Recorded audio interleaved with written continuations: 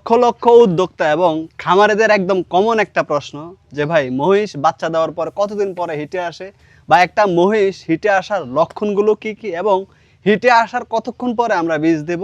চলুন আজকের ভিডিও জুড়ে সম্পূর্ণ আমি আপনাদেরকে এই বিষয়টা ক্লিয়ার করে দিচ্ছি। আশা করি আজকের ভিডিও সম্পূর্ণ আপনি দেখার পরে আপনি এই বিষয়টায় আর কোনো সংশয় থাকবে না। চলুন শুরু করে ভিডিওটি। দেখেন, একটা গরুর ঋতুচক্র, রিসাইকেলিং চক্র হচ্ছে 18 থেকে 21 দিন। বাচ্চা দেওয়ার পরে 40 থেকে 56 দিনের ভিতরে একটা গরু পরবর্তী হিটে আসে, আর একটা মহিষ বাচ্চা দেওয়ার 2 থেকে 3 মাস মানে 60 থেকে 90 দিন পরে একটা মহিষ হিটে আসে। এখন হিটে আসার ক্ষেত্রে আমাদের কোন কোন বিষয়গুলো আমাদের খেয়াল রাখা দরকার একজন খামারি বা একজন নতুন উদ্যোক্তার। একটা মহিষ যখন হিটে আসবে সেই বডি স্কোরটা আমাদেরকে আগে তৈরি করতে হবে। আপনার মহিষটা যদি অধিক ফ্যাট চর্বিযুক্ত হয় তখন সে কিন্তু নিয়মিত সময়মতো হিটে আসবে না, এবং একটা মহিষ যদি একদম হাড় জিরজিরা শুকনা হাড্ডিসার থাকে তবু সে হিটে আসবে না। আপনাকে তার বডি স্কোর অবশ্যই মিডল স্টেজে রাখতে হবে। আর একটা গরু যখন 17 থেকে 18 দিন 20-22 দিন পর পরে কিন্তু রিসাইক্লিং ঋতুচক্রটা চলে, সে হিটে আসে। মহিষের ক্ষেত্রে সেই সময়টা একটু লেন্দি, 60 থেকে 90 দিন। এখন এই যে হিটে আসার যে সময়টা, সেই সময়টা একজন খামারের করণীয়কে, এবং সেই খামারি কখন হিটটা ডিটেকশন করবে। একটা মহিষ মূলত রাত্রে 9টা থেকে ভোর 4টা ভিতরে এই সময়টাতে হিটে আসে। এখন আপনি যখন সকালে ফজরের নামাজের সময় আসবেন তখন আপনি অবশ্যই মহিষ, যে মা মহিষগুলো আছে বাচ্চা দেওয়ার পরে এই সময়টার পরে তাদেরকে চোখে চোখে রাখবেন। অবশ্যই বাচ্চা দেওয়ার পরে তাদেরকে কৃমিমুক্ত করে ফেলবেন, এবং 60 দিন পর থেকে আপনি তাদেরকে চোখে চোখে রাখবেন।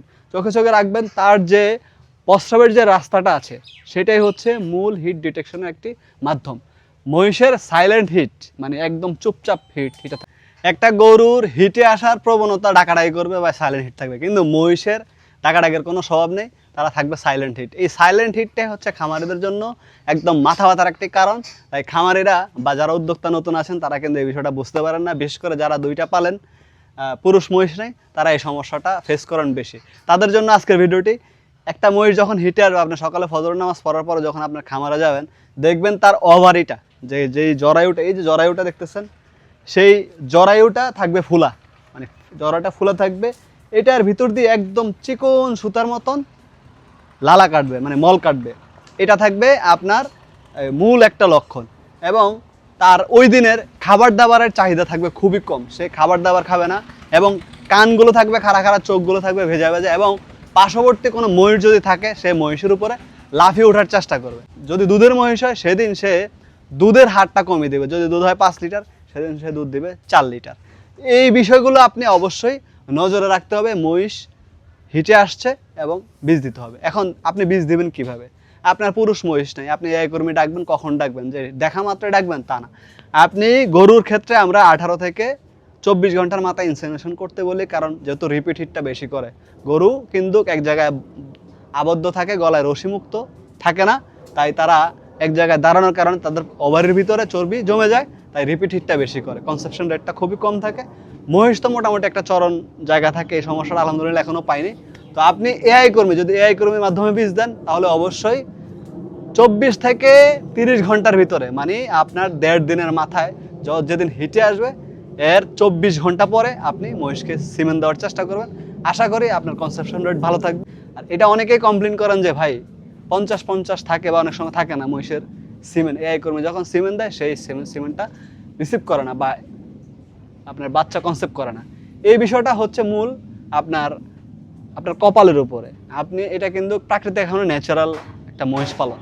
এটার সাথে যদি পুরুষ থাকে, খামারের 10টা মহিষ আছে মা মহিষ, একটা যদি পুরুষ থাকে, আপনার মহিষটা আলহামদুলিল্লাহ খুব দ্রুত কনসেপ্ট করবে, সেটা আপনার আর হিট নিয়ে চিন্তা করতে হবে না। কিন্তু যখন আপনি এআই কর্মীর মাধ্যমে এই জিনিসটা করবেন তখন অবশ্যই আপনাকে ফলো রাখতে হবে আপনি কখন বীজটা দিচ্ছেন। 24 ঘন্টা পরে আপনি বীজ দেওয়ার চেষ্টা করুন। আশা করি আমার অভিজ্ঞতা থেকে বললাম আপনার মহিষ অবশ্যই কনসেপ্ট করবে। এবং একটা টেকনিক লাস্ট আমি আপনাদেরকে শিখিয়ে দিচ্ছি।